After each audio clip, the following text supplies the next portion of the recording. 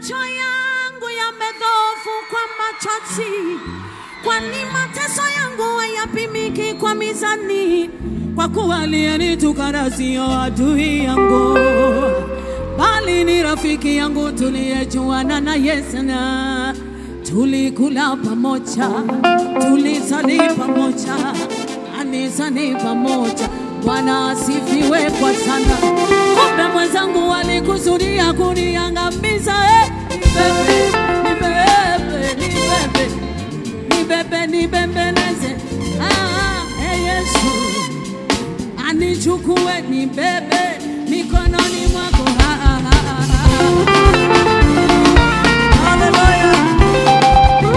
Hallelujah. Bwana Yesu asifiwe. Nimewaambia nina furaha kuliko furaha ya wakati wowote.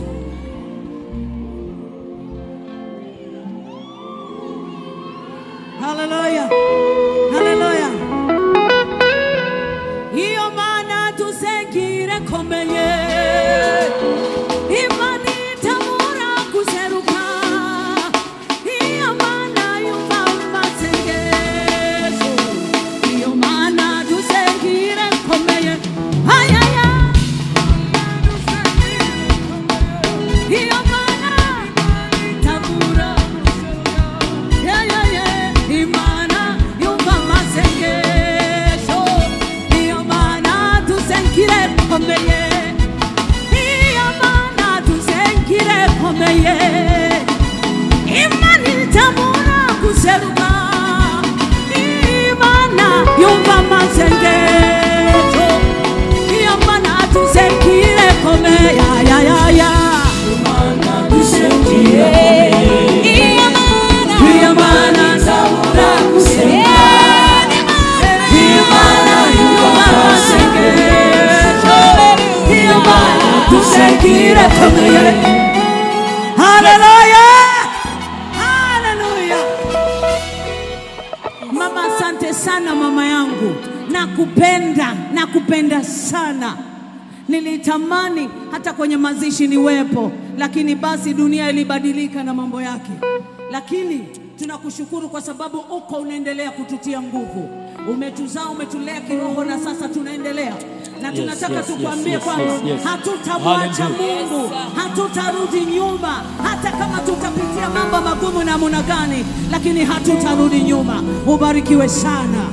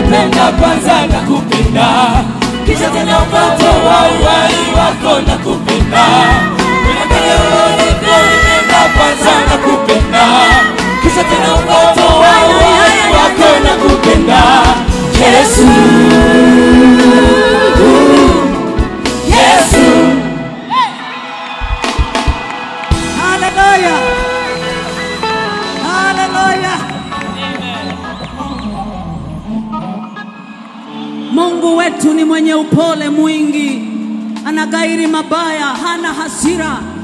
Mungu ana huruma, hivi ndivyo Mungu alivyo. Hata kama tumekosa namna gani, Mungu ni wa rehema. Mungu ni mpole.